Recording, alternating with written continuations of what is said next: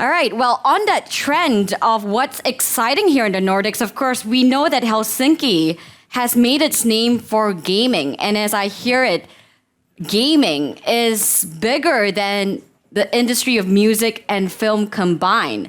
So the guy for the job, Pierre, are you ready? All right, round of applause for Pierre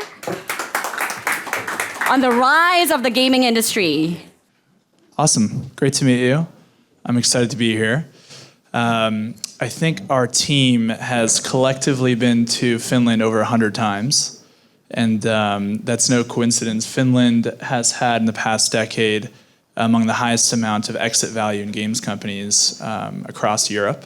So there's been a lot of exciting activity here, and there continues to be a lot of exciting opportunity in games.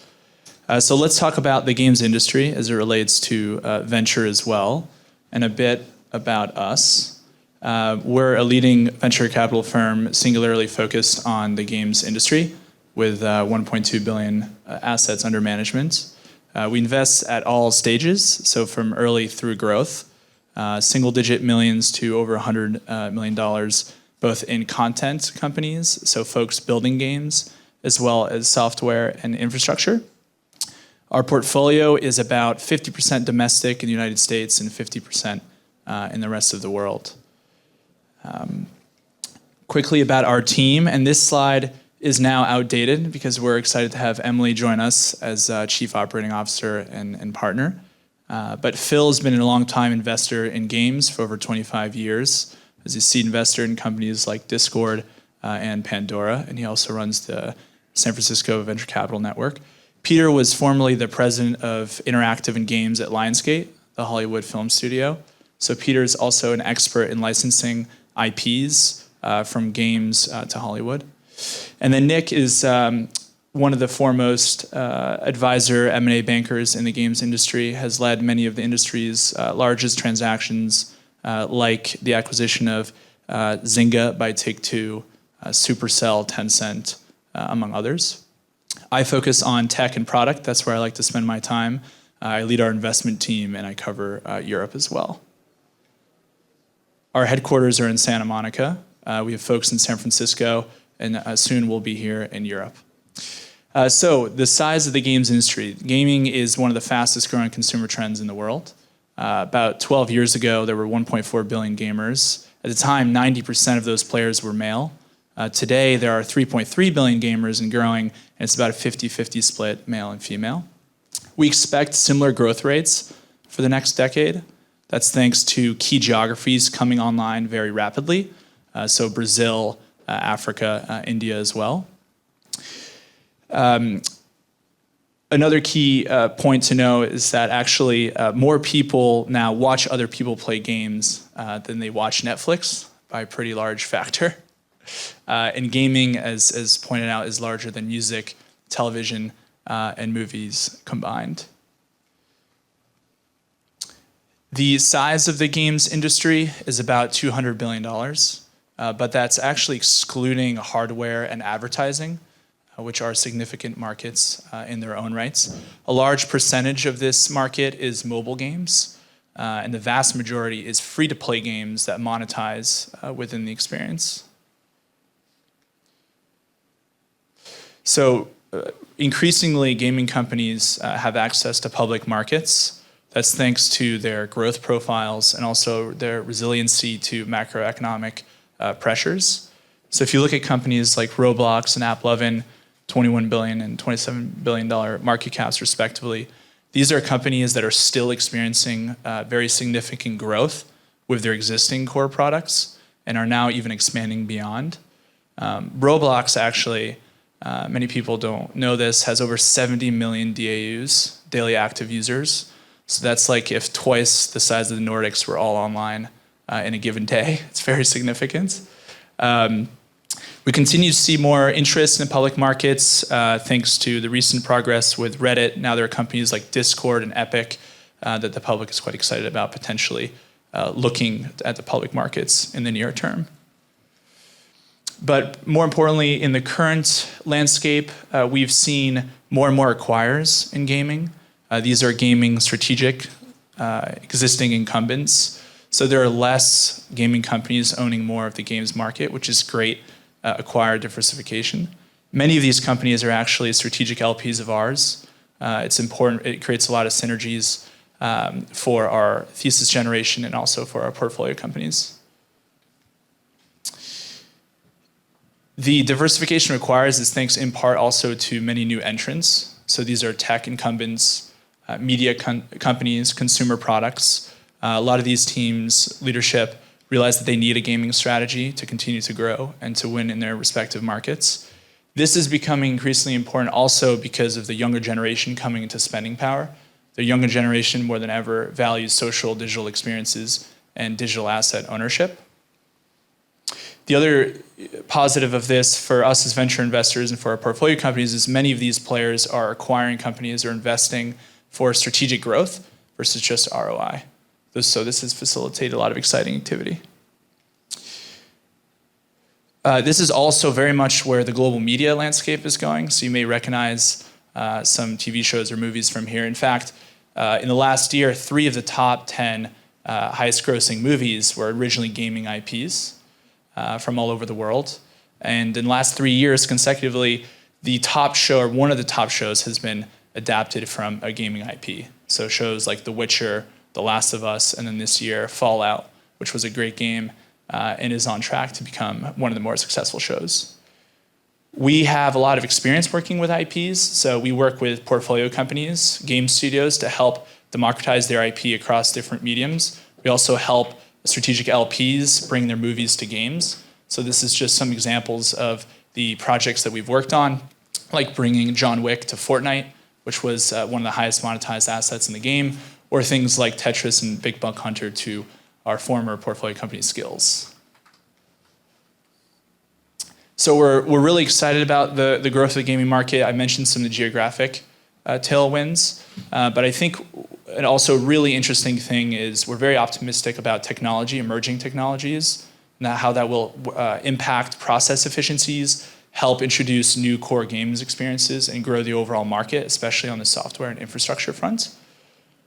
So here's, these are just some examples. Every time we do this, we hear from a friend or founder, why is my logo not on your landscape slide? So just some examples within each category. But gaming has always been a very important growth vector and early test bed for both emerging technologies and new business models. So AI is no exception. We've seen commercial-ready applications in areas like QA and testing. So QA and testing is a challenge in games today because games are continuously releasing new updates. And so large gaming companies are losing 5 to 10% revenue potential based on user churn, based on quality issues.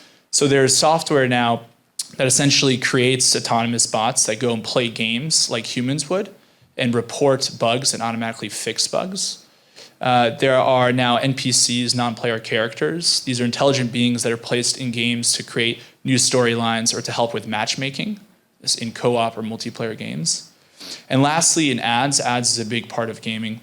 We see companies now that can ingest existing mobile ads, learn from them, test them in the ad marketplace, and generate entirely new ads within a matter of hours, effectively representing a team of dozens of UA and creatives. So a lot of process efficiencies there, which is great for our early stage companies that want to remain nimble, but it's also great for new types of experiences that they can offer. In blockchain and crypto, we see content game developers using the technology in the background to facilitate new experiences, to focus on things like user-generated content and offer transparent royalties. The protocols, the underlying tech for these experiences are seeing significant volume and value attribution there. And then in cloud and browser, we've seen a lot of advancements with web GPU.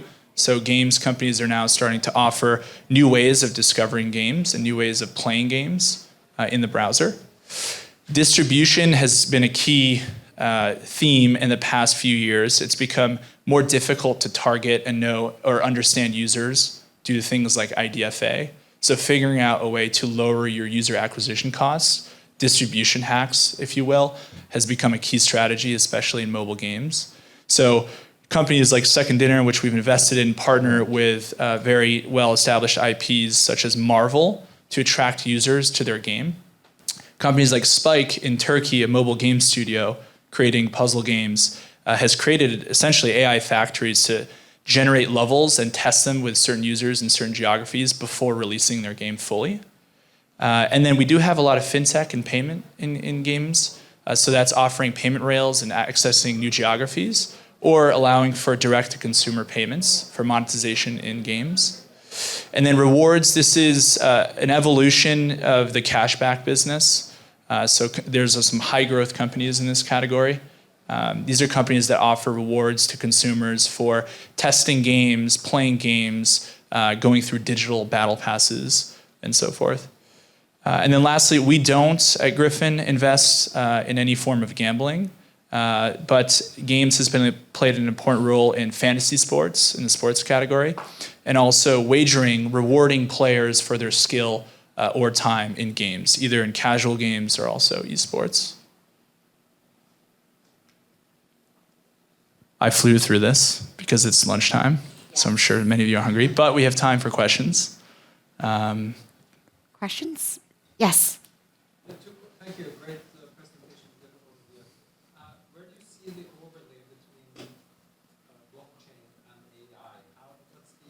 Yeah, okay, so let's start from the top. So AI and crypto. We haven't, I think it's pretty nascent in games. I think games developers are still figuring out AI and crypto individually. We have invested in companies that allow you to train models and then rent those models out or trade those models on open marketplaces, and they choose to use blockchain as a database to facilitate those transactions.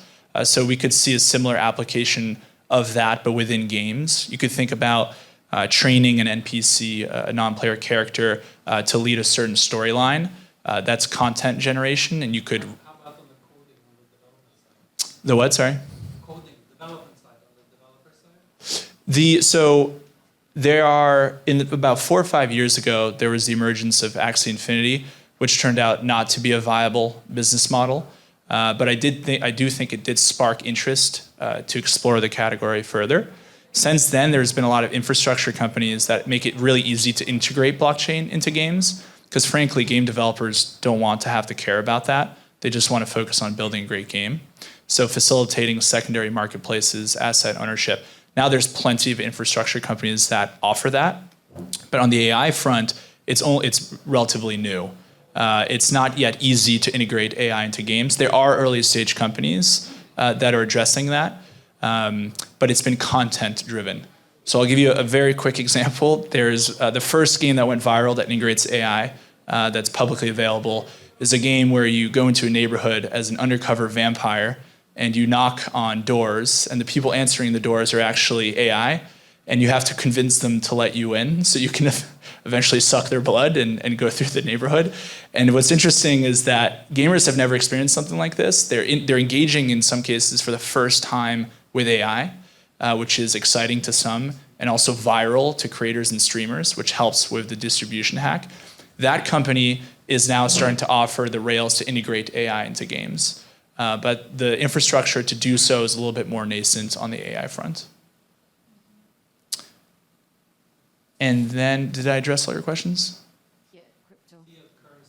Oh, yes. Most of the games companies, so to be transparent, we are only excited about 1% of all of the games that are integrating blockchain today. That's just the truth. There's a 1% that we think have a real chance of creating an evolutionary shift in player experience and business models. Those folks are usually creating their own digital currency, which is the means of transaction in their game. It can also be the means of value accrual. So I guess it's easier to use another quick example. There's a game we invested in that focuses on UGC as it relates to blockchain and crypto. And the idea is that creators, players, and professionals can create assets for the game, whether it be maps or cosmetics. Those assets live on a blockchain. The more they're consumed, the more those creators are rewarded with the native cryptocurrency.